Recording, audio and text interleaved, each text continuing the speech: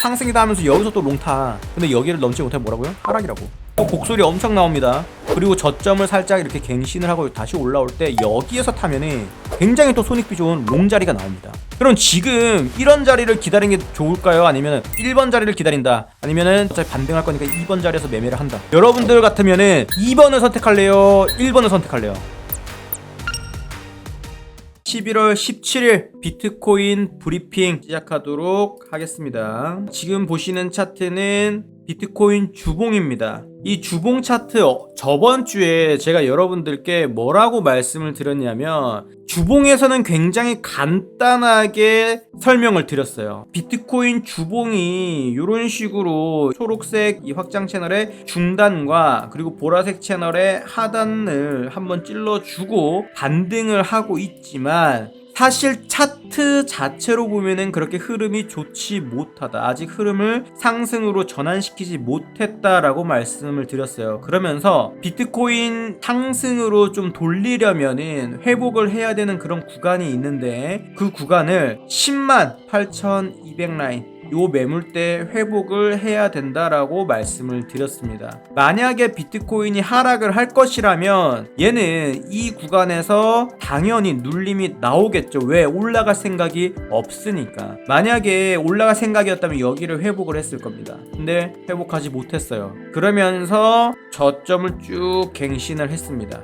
자, 근데 여기에서 제가 저번 주 날봉 분석을 여러분들께 해드리면서 어떤 말씀을 드렸었냐면, 요 꼬리 저점을 이탈을 했을 때는 우리한테 정말 큰 기회가 올 것이다 라고 말씀을 드렸어요. 근데 그 기회를 살리려면은 한 가지 전제 조건이 깔려야 되는데, 그게 뭐냐면 이 매물대를 이렇게 밑꼬리를 이렇게 남기더라도 빠르게 말아 올려서 마감 자체를 이 매물대 위에서 해줬어야 됩니다. 근데 지금은 어떻게 됐죠? 결국에는 이렇게 깨고 마감을 했습니다. 항상 복마감에 대한 이야기를 굉장히 많이 하고 있는데, 중요하게 생각을 하죠 제가. 근데 이 복마감이 갖는 의미를 여러분들이 생각을 해야 되는데, 지금 이렇게 장대 음봉으로 꽂혔습니다. 그리고 밑꼬리가 상당히 짧아요. 그렇다는 것은 뭐예요? 비트코인이 이 구간까지 왔을 때 여기에서는 매수 세력이 매수를 강하게 받았다라고 하면 이 꼬리의 길이가 길겠어요? 짧겠어요? 매수 세력이 진짜 매수를 받아서 올릴 생각이 있었다면 이 가격, 이 저점을 깼을 때 이때 매수각을 노렸을 텐데, 여기에서 매수가 들어왔다면 강하게 올랐어야 됩니다. 꼬리가 몸통에 비해서 굉장히 짧잖아요. 그렇기 때문에 아직까지는 우리가 안심할 단계는 아니다라는 거예요.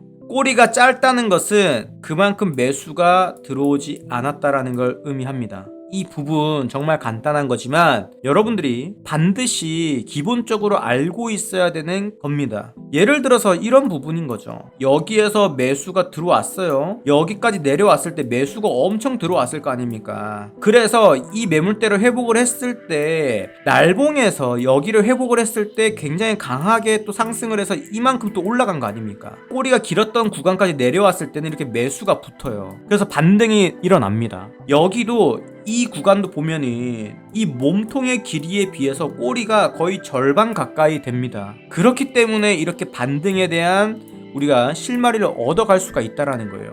근데 잘 보세요. 이 음봉의 밑꼬리가 짧을 때는 보통 어떤 작업을 하냐면 이 밑꼬리를 갱신을 합니다. 이 저점을 갱신을 해요. 짧게 이렇게 갱신을 하고 양봉으로 말아 올리는 케이스가 많이 있어요. 그러면서 여기서 위축이 돼 있던 매수 심리를 여기를 살짝 깼다가 강하게 올리면서 끌어올립니다. 그런 케이스가 뭐 예를 들어서 이런 부분인 거죠. 몸통에 비해서 꼬리가 굉장히 짧죠? 짧은데 여기를 살짝 갱신을 합니다. 갱신을 하고 매수가 이렇게 붙어요. 그러면 적어도 우리는 요 매물대까지는 상승을 생각을 해볼 수가 있다라는 겁니다. 이 채널만 본다라고 하면은 여기에서 좀 안정적으로 롱각을 볼 수 있는 구간이 어디냐면 요 매물대, 자, 이 매물대를 회복을 하는 거예요. 이렇게 회복을 하면 다시 한번 요런 식의 채널 회복을 우리가 생각할 수 있겠죠. 여기에서 물론 이렇게 상승을 하면은 사람들이 또 여기서 한 대략 5,000불 정도가 상승을 할 수 있으니까, 그쵸? 5,000불 정도 상승이잖아요. 지금 95,000이니까 10만 여기까지 올라가면은 한 5,000불 정도 상승하는 거예요. 5,000불 상승을 할 때 사람들 여기서 또 상승이다 하면서 여기서 또 롱타. 근데 여기를 넘지 못하면 뭐라고요? 하락이라고.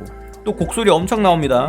그리고 저점을 살짝 이렇게 갱신을 하고 다시 올라올 때 여기에서 타면은 스탑라인을 여기 이 직전 저점을 잡으면 되니까 굉장히 또 손익비 좋은 롱 자리가 나옵니다. 그럼 지금 이런 자리를 기다리는 게 좋을까요? 아니면 1번 자리를 기다린다? 아니면은 지금 여기서 어차피 반등할 거니까 2번 자리에서 매매를 한다?